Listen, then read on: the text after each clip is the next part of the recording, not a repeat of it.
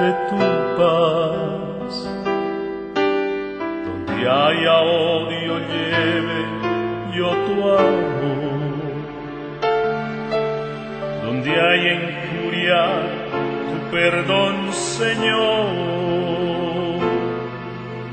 Donde haya duda, fe en ti. Hazme un instrumento de tu paz, que lleve tu esperanza por doquier. Donde haya oscuridad, lleve tu